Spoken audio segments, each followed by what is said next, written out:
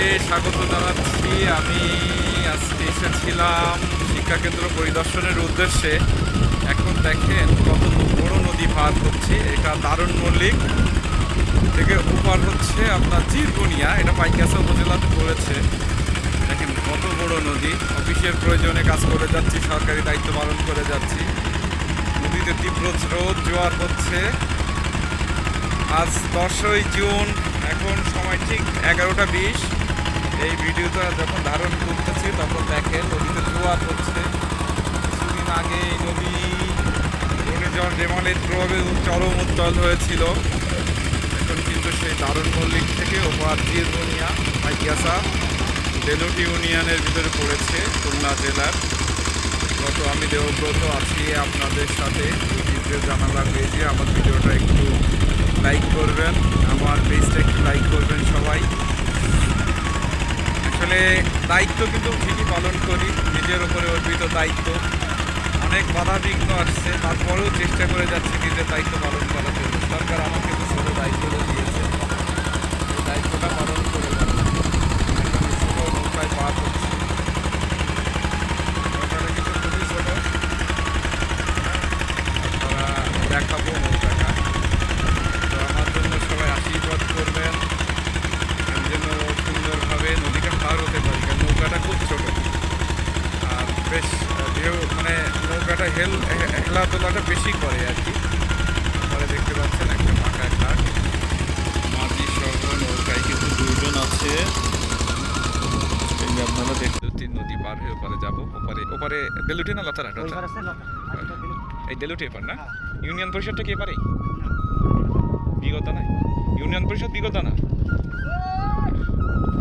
অধিকাংশ সব এখানে দ্বীপ, মানে ছোট ছোট দ্বীপ, চারপাশে নদী আপনারা দেখতে পাচ্ছেন। আজকে আমি আমার অফিসের প্রয়োজনে এসেছিলাম ফিল্ড পরিদর্শনে। এরকম একটা ছোট নৌকায় কিন্তু পার হয়েছিলাম দারুণ মল্লিক নদীটা।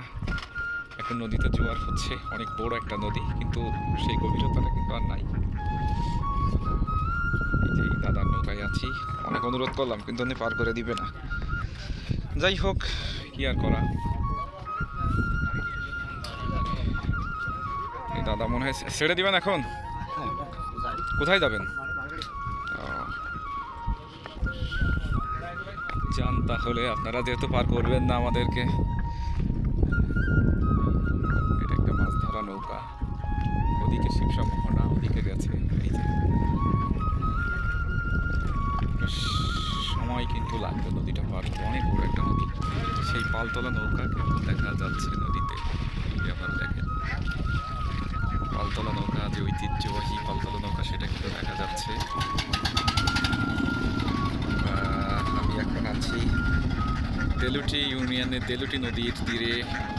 এখন সময় ঠিক 12টা 3।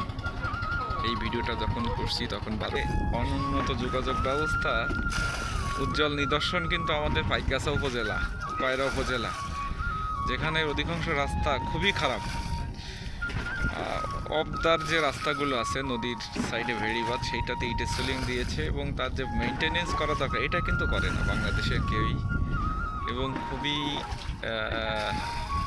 বাজে, মানে কোমর ব্যথা হয়ে গেছে। এখন এই নদীটা পার হব, ওই যে নৌকা আস্তে আস্তে আসছে, কিন্তু ওই ঘাটটা পার হতে পারিনি। পরে শিবসার মোহনায় চলে আসছি। ওপার সোলাদানা, এপার দেলুটি, আর ঠিক এই যে 3 মোহনাটা দেখা যাচ্ছে তার ওপারে কিন্তু লতা। আমি ঠিক ওপারটাই যাব। আপনারা দেখেন কত ছোট নৌকা, ছোট নৌকা, বড় নদী ছোট নৌকা। আসলে আজকে অনেক ভোগান্তি হচ্ছে, রাস্তাটাও খুব খারাপ। আমি পার হচ্ছি, ওখানে পার হতে পারিনি, গাড়ি নিয়ে পার হওয়ার সমস্যা থাকার কারণে এখন এটা পার হবো। ঘাটের অবস্থা খুব খারাপ, এটা দিয়ে উঠবো কি করে?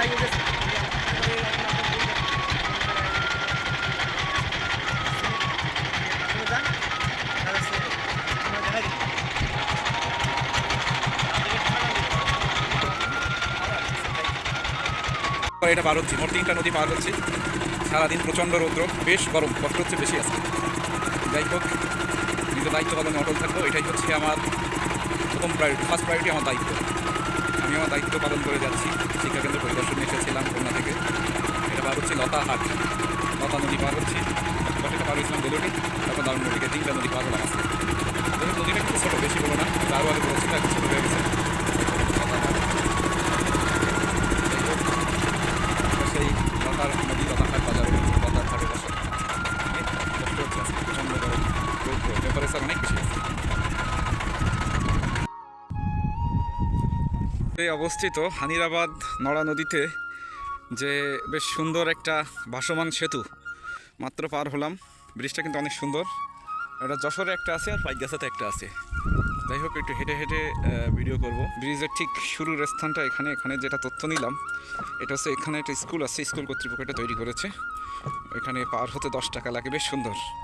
হ্যাঁ, যে রাঙ্গামাটি ঝুলন্ত ব্রিজের ফিলটা এখানে হচ্ছে, বেশ সুন্দর একটা ব্রিজ নড়া নদীতে, যে ভাসমান সেতু, এই যে তেলের ড্রাম দিয়ে তৈরি।